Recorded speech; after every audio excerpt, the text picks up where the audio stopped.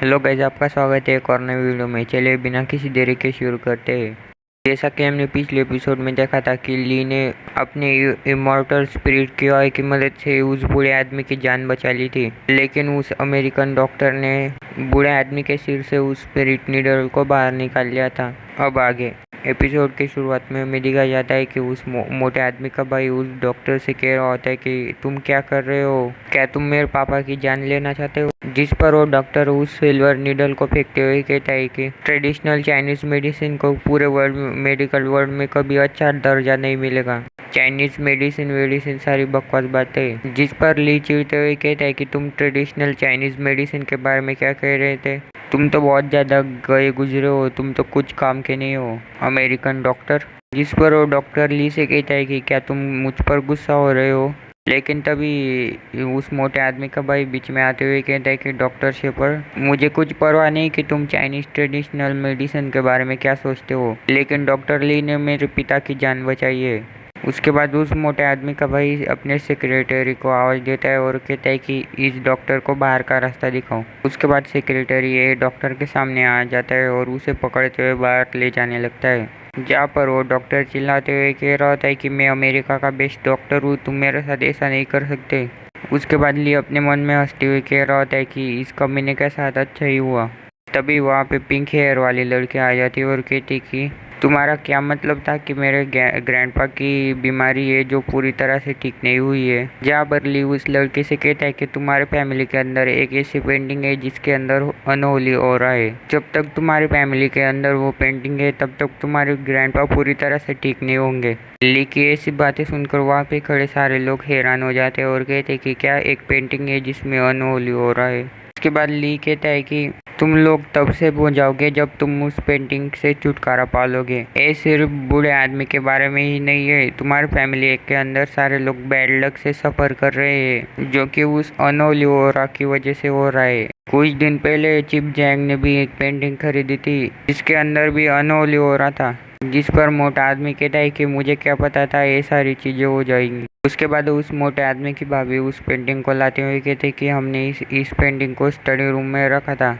उसके बाद ली कहते हैं कि इस पेंटिंग को टेबल पर अच्छी तरह से रखो और थोड़े से कच्चे चावल ले आओ। तो गाइस, बूढ़े की तरफ एक बार ध्यान से देख रहे हो, कोई उस पर ध्यान ही नहीं दे रहा। नेक्स्ट सीन में वो सारे बंदे पेंटिंग की तरफ देखकर हैरान हो जाते हैं क्योंकि पेंटिंग पर चिड़ के सारे कच्चे चावल काले पड़ चुके होते हैं। उसके बाद ली कहते हैं कि अब सारी चीज़ें ठीक हो जाएंगी और अब से ऐसी कोई पेंटिंग को खरीदना मत जिसके बारे में आपको कुछ ना पता हो। अगर आप लोग अनहोली ओरा के प्रभाव में ऐसे ही रहते तो चीज़ें बहुत ही खतरनाक हो सकती थी। लेकिन बूढ़ा आदमी फिर भी बहुत बुरी कंडीशन में है, इसलिए उसे कुछ दिनों के लिए रेस्ट करने दीजिए, उसके बाद वो ठीक हो जाएगा। उसके बाद मोटे आदमी का भाई ली को थैंक यू कहते हुए कहता है कि डॉक्टर ली, आज के लिए बहुत बहुत शुक्रिया आपका, और आपकी मदद के लिए मेरी तरफ से एक छोटा सा गिफ्ट। ये निंग सिटी का डेबिट कार्ड है, इसके अंदर कुछ कैश पड़ा होगा, इसको आप ट्रीटमेंट की फीस समझ कर रख लीजिए। जिस पर ली कहता है कि मैं नहीं ले सकता। तभी वो पिंक हेयर वाली लड़की ली से कहते कि ली, तुम्हें रख लेना चाहिए, ये हमारी तरफ से एक छोटा सा गिफ्ट है हमारी मदद करने के लिए। उसके बाद ली कहता है तो फिर ठीक है, मैं 3 दिन में फिर से आऊँगा बूढ़े आदमी की कंडीशन देखने के लिए। उसके बाद मोटे आदमी का भाई उसके सेक्रेटरी से कहता है कि डॉक्टर ली को बाहर छोड़ के आओ। नेक्स्ट सीन में हमें ली दिखाया जाता है जो कि सेक्रेटरी से कह रहा होता है कि हम अब जा रहे हैं, तुम भी अब अंदर चले जाओ। उसके बाद हमें कार के अंदर का सीन दिखाया जाता है जहाँ पे मोटा आदमी ली को थैंक यू कह रहा होता है। इस पर ली मोटे आदमी से कहता है कि अगली बार सावधान रहना, वो सारी पेंटिंग जो थी वो सारी कब्र में से आई थी, मुझे ऐसा लगता है कि कोई टैंग फैमिली को नुकसान पहुंचाना चाहता है। उसके बाद हमें दिखाया जाता है कि सेक्रेटरी ये वहाँ पे ही खड़े होते हैं। जिस पर ली कहता है कि सेक्रेटरी ये कुछ प्रॉब्लम है क्या। जिस पर सेक्रेटरी कहता है कि डॉक्टर ली, मैं आपसे एक प्राइवेट मैटर पर डिस्कस करना चाहता हूँ, मैं जानना चाहता हूँ कि क्या आपके पास फ्री टाइम है। जिस पर ली कहता है कि क्या बात है, जल्दी बताओ। उसके बाद सेक्रेटरी ये अपनी कहानी बताने लगता है कि मेरा जो ब्रदर इन लॉ है ना, वो ऑटोमोबाइल इंडस्ट्री में सबसे ज़्यादा टॉप पर है और उनका बिजनेस हमेशा से ही बहुत ज़्यादा अच्छा चल रहा था, लेकिन अचानक से वो किसी अजीब सी चीज़ के कांटेक्ट में आ चुके थे। मैं उनके बारे में बहुत ज़्यादा परेशान हूँ, लेकिन तभी आप मुझे मिल गए। क्या आप हमारी इस चीज़ में मदद कर सकते हैं।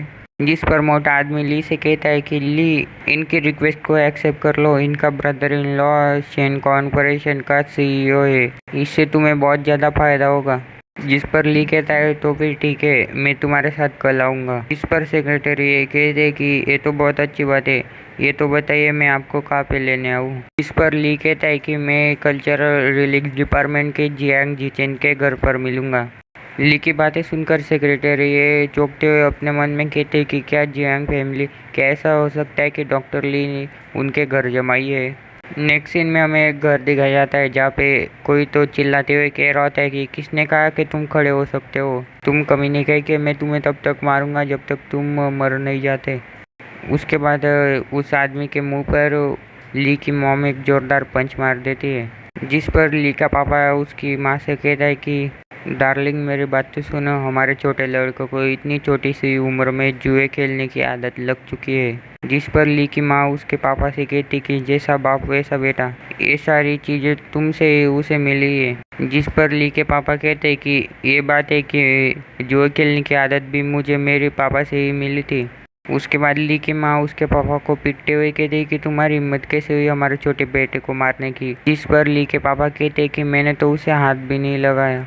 नेक्स्ट सीन में हमें ली दिखाया जाता है जो कि उसके मम्मी पापा के घर पर आ चुका होता है और कहता है कि इतना शोर शराबा क्यों हो रहा है। जिस पर ली के फैमिली मेंबर उसे देखकर बहुत ज़्यादा खुश हो जाते हैं। इसके बाद ली की मॉम ली के पास जाते हैं और कहते कि मैंने तुम्हारे भाई से सुना कि तुम गैंगस्टर के बॉस के पास अकेले ही चले गए थे, क्या तुम्हें कहीं पर चोट लगी है। जिस पर ली कहता है कि तुम मुझे देख ही सकते हो ना माँ, मुझे कहीं पर चोट नहीं लगी, मैं पूरी तरह से ठीक हूँ। नेक्स्ट सीन में हमें ली दिखाया जाता है जो कि उससे फैमिली मेम्बर से कह रहा होता है कि क्या आज हम डिनर में फिश खाने वाले हैं, तो फिर आज मैं कुकिंग करूँगा। उसके बाद ली अपना जैकेट फेंकते हुए कहता है कि मॉम मेरे जैकेट को अच्छी जगह पे रख दो, और वहीं पे हमें उस जैकेट में से एक थैली नीचे गिरते हुए दिखाई जाती है। जिस पर ली के पापा ली से कहते हैं कि ली तुम्हारे कपड़ों में से कुछ थैली नीचे गिरी है क्या इसमें। जिस पर ली कहता है कि आप खुद ही क्यों नहीं देख लेते उसे ओपन करके। उसके बाद हमें दिखाया जाता है कि ली के पापा उस थैली को खोल लेते हैं जिसमें बहुत ज़्यादा पैसे भरे होते हैं, जिसे देखकर ली के सारे फैमिली मेम्बर चौंक जाते हैं। तो गाइस वीडियो होता है यहाँ पे ख़त्म, हम मिलेंगे अगले एपिसोड में, तब तक के लिए बाय बाय।